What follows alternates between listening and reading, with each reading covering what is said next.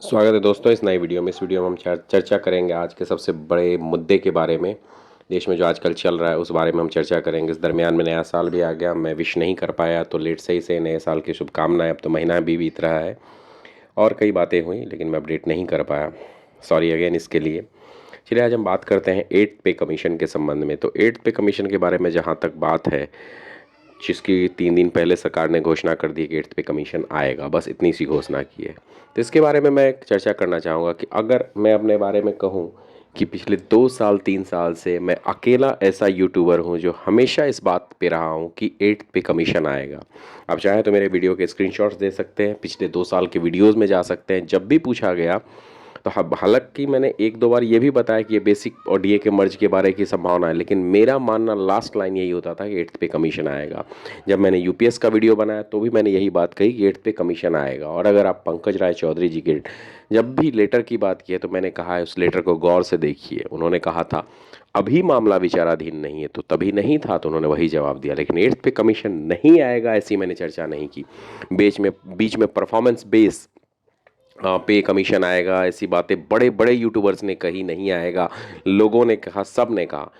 लेकिन अगर आप चेक करें, मैं आज अपने आप ऑथेंटिकेशन पे मुझे और कॉन्फिडेंस है, इसे मैं एक्सग्रेट नहीं कर रहा हूँ, अपना ईगो नहीं बता रहा हूँ, बट जो मैंने कैलकुलेशन किए थे तो 8th पे कमीशन का अनाउंसमेंट हुआ।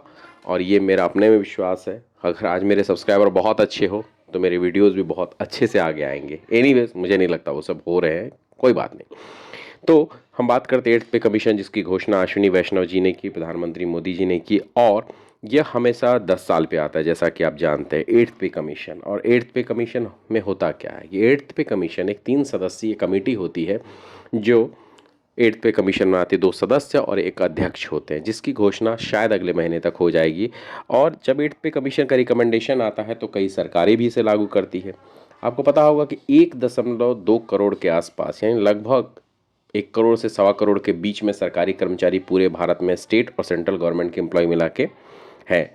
इसका फायदा पेंशनर्स को भी होने वाला है। अब अगर हम बात करें इसकी शुरुआत कब से हुई, तो पहले वेतन आयोग की शुरुआत हम बता देते हैं सिर्फ कि पहला वेतन आयोग 1946 में आया, यानी आज़ादी से ठीक 1 साल पहले। वरदाचार्य जी उसके अध्यक्ष थे। और उसी में बेसिक प्लस डीए का फॉर्मूला का स्ट्रक्चर लाया गया। और लेटेस्ट 7th पे कमीशन आया था 2016 में।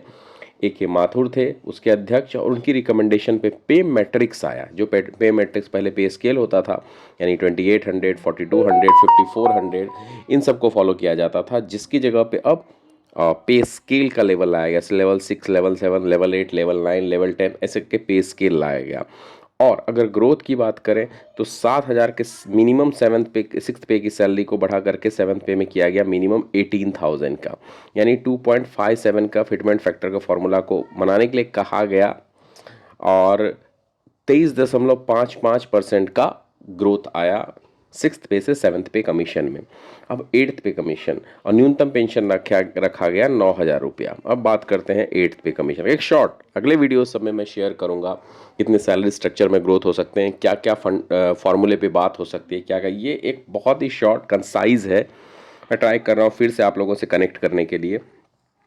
8th पे कमीशन में फिटमेंट फैक्टर की अगर बात करें तो माना जा रहा है कि 2.86 से लेकर के 3.16 तक जाने की बात चल रही है। अब इस पे कहा जा रहा है यार 18,000 का मिनिमम बेसिक है तो वो हो जाएगा 51,480 से लेके 54,000 के आसपास में मिनिमम बेसिक पहुंच जाएगा। बड़ी बात है ये फिटमेंट फैक्टर के बेस पे। उसके बाद पेंशनर्स की बात करें, जो 9,000 का मिनिमम पेंशन है वो बढ़ेगा और अच्छी मात्रा में बढ़ेगा। इस बात को हम इस हिसाब से देख सकते हैं कि यूपीएस में मिनिमम पेंशन 10,000 है, तो और ओपीएस में मिनिमम पेंशन को 9,000 रखा गया है। तो मेरे ख्याल से 110% यूपीएस का जो 10,000 बढ़ाया हुआ है, तो ओपीएस का जो मिनिमम 9,000 है इसको बढ़ा करके अबाउट 10 यानी 12,500 कहा जा रहा है किया जाएगा मिनिमम ज़्यादा भी हो सकता है।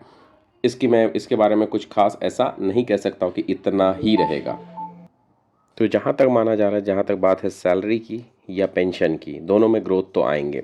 अब अगर 6th पे से 7th पे में देखिए तो 23.55% और 1.86 से 2.57 के बीच फिटमेंट फैक्टर का ग्रोथ हुआ। सारा कैलकुलेशन मैं आपको आने वाले सभी वीडियो में 5-7 वीडियो में पे कमीशन का डिटेल में बताता हूँ, क्या ग्रोथ रहा, क्या रेशियो रहा और किस तरह के होने की संभावना है। फिर से मैं कह रहा हूँ, मैं किसी तरह की अटकलों में विश्वास नहीं करता जो कोई कहीं से न्यूज़ आ जाता है और वो बताओ कि आपका 50,000, 51,000, 60,000, 70,000 मिनिमम बेसिक नहीं। एक कैलकुलेटेड बताऊंगा और वो प्रॉपर बताऊंगा कि कितना बेसिक आने का संभावना है, वही बेसिक आएगा।